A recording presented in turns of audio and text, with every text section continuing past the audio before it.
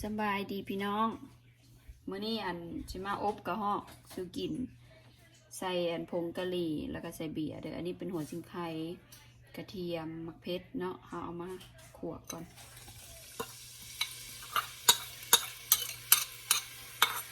สิอบกระหอก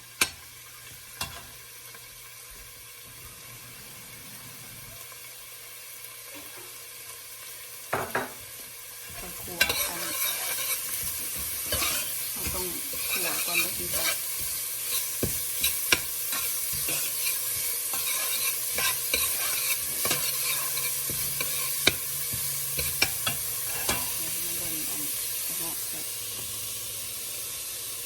3 ตัวล้างเรียบร้อยกินแล้วเรียบร้อย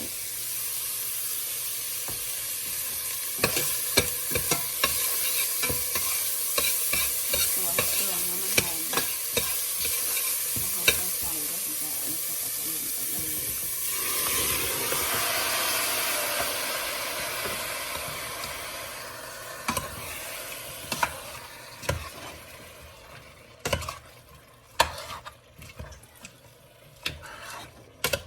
คลิปนี้สีโดนนิดน้อยเดี๋ยวจะโดน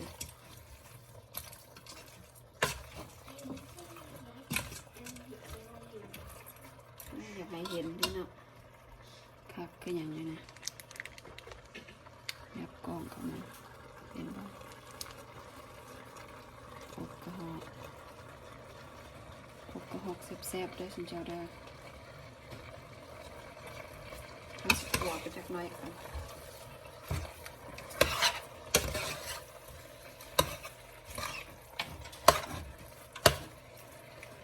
ตอนนี้เปิดไพ่แห้งๆกันนะคุณจ๊ะ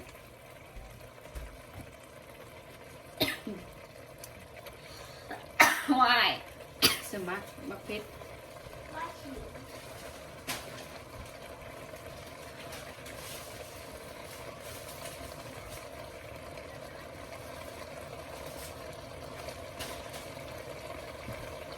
ลองอบมันใส่หลายๆลงไปที่หัวของชิงไข่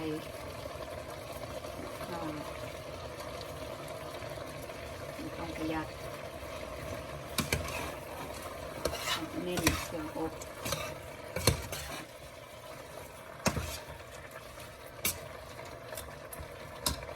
ขวดพอได้สำเร็จแล้วนะมันจะไม่ใส่เป็นด้วยใส่ลายชอบลายใส่หน่อยใส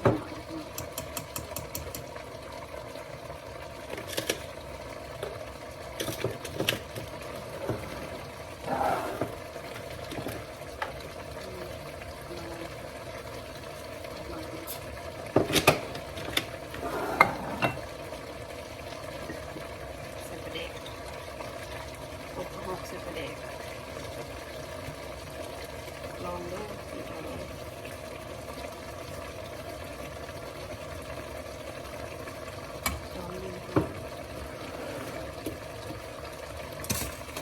ห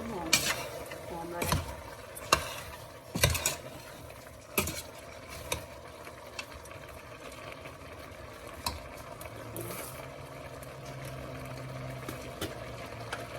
อันนี้เป็นผงกะหรี่อบกระหอกผงกะหรี่มันจะเป็นคล้ายๆคืออบแบบ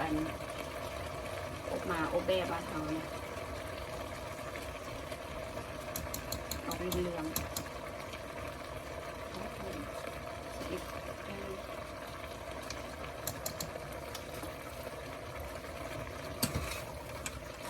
ลองมันเด้อสูตรมันเด้อโอ้ยหอม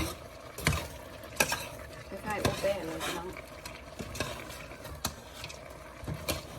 หอมขนาดเลยชิ้นเขาก็ขั่วประมาณในห้องปรุงเรียบร้อยวันนี้ค่อยที่เอาเบียร์ใส่เบียร์ฮันนี่แกนใส่ก็จะอบแน่นประมาณ15 นาทีก็กินได้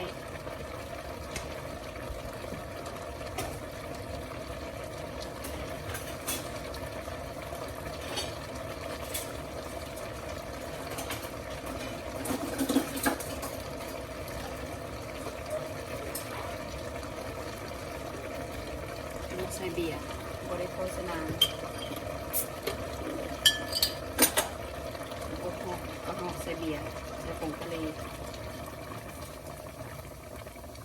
บ่ต้องการน้ำเขาจะเบียร์ไปรดขวดหนึ่งอบกระหอกนะใส่น้ำมันสีเหลืองเพราะใส่ผงกะหรี่เลย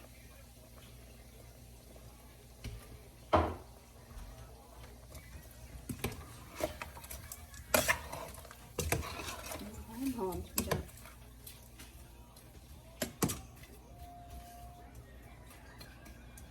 หอมคล้ายๆอบหมาอบแบ้บ้านเราเลยท่านผู้ใดเคยกินแต่ค่อยเคยกินแต่ยังน้อยเดี๋ยวนี้โมมีแล้วประมาณนี้แล้วพี่น้องอบกระหอกใส่ผงกะหรี่ใส่เบียร์โอเคเนาะเท่านี้เนาะบ๊ายบาย